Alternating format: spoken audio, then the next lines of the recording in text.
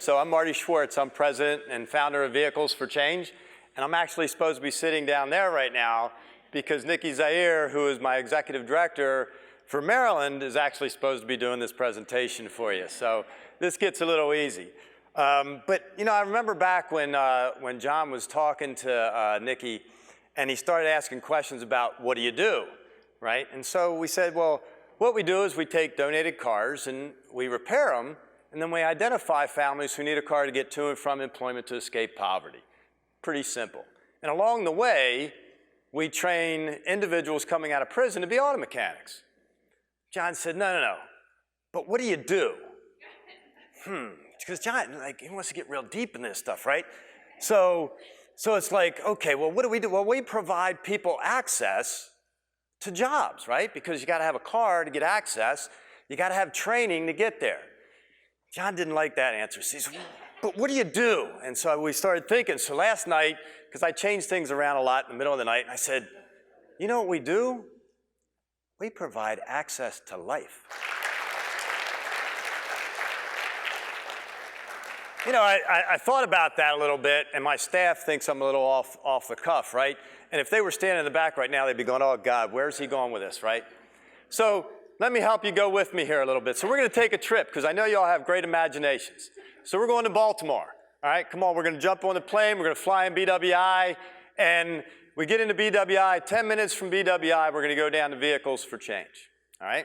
Now, come on, you got to go with me here a little bit. So we're going to pull into the parking lot, and there's this 33,000 square foot building. We're going to go around the back, because around the back is where all the excitement happens. So there's 4 bay doors. You can kind of picture this big building, right, with these 4 bay doors. But let's go inside.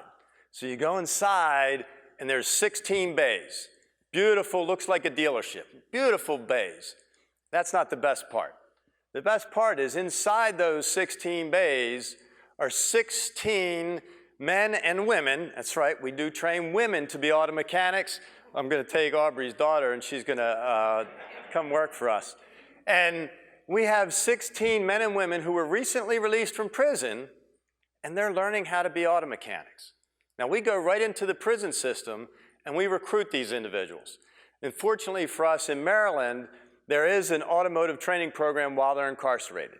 But when they come out, they obviously have a criminal background, they don't have any experience, they have a really difficult time getting a job, and they're not really exactly what you would call great employees at that point in time.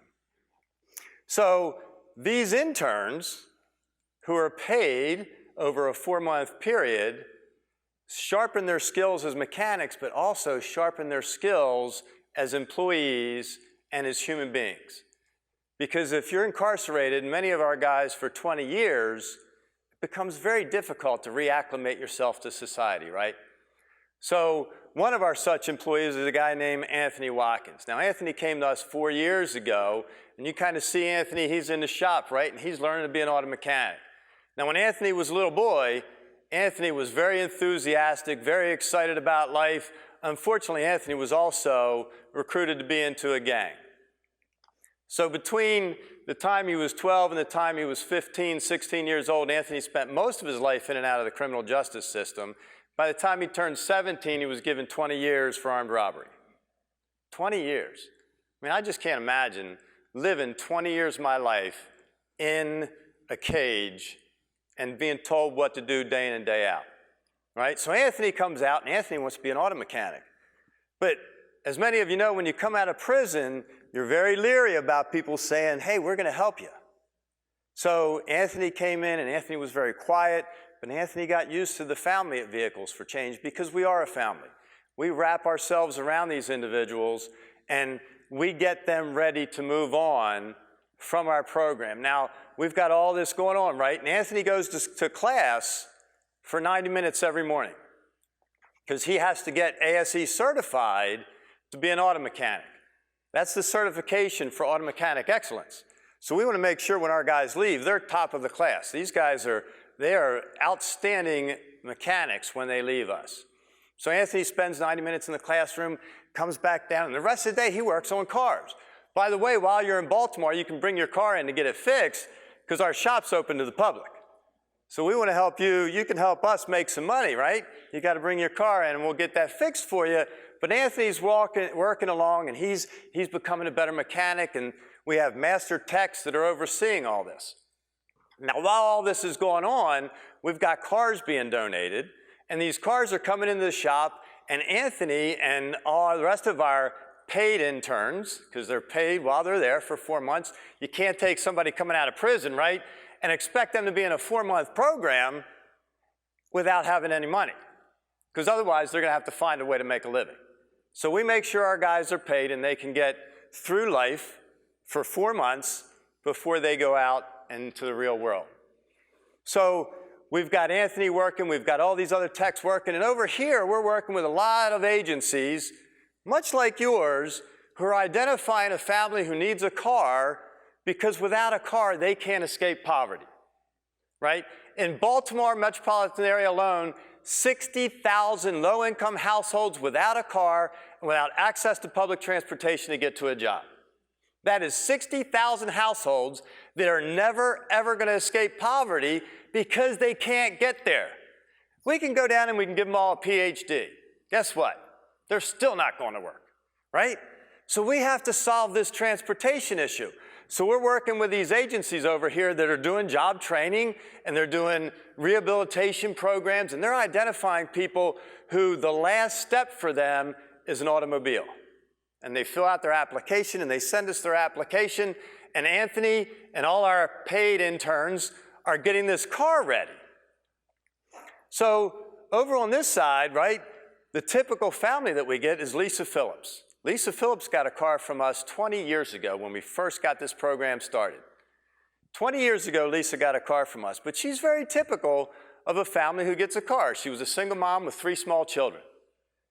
3 small children, living in poverty, without a car, and Lisa had a great job offer. She was a medical coder, right? The problem was the job was in Baltimore County, which was 12 miles away from where she lived.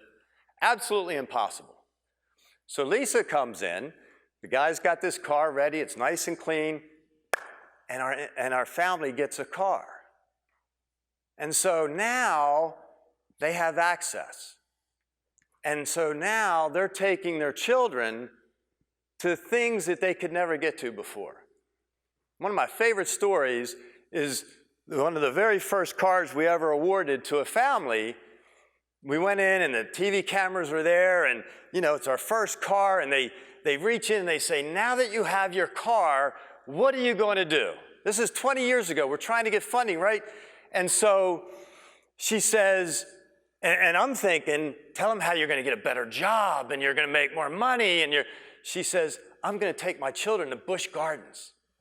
And I went, no, that's the wrong answer.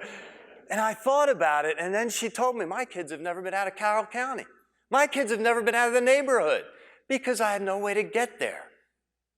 What a life-changing thing it was to see somebody get an automobile, right? So Lisa, 20 years ago, gets this car. And Lisa was a very ambitious young lady. So during the time period between then and now, Lisa got her undergraduate degree. Lisa then went back to school and made very sure that I was in the audience when Lisa walked across the stage with her MBA. Lisa's not done yet. Lisa starts her own business. She does such a great job in her own business, she gets recognized by the White House as being one of the leading female entrepreneurs in the state of Maryland. Right? Lisa has since bought a house.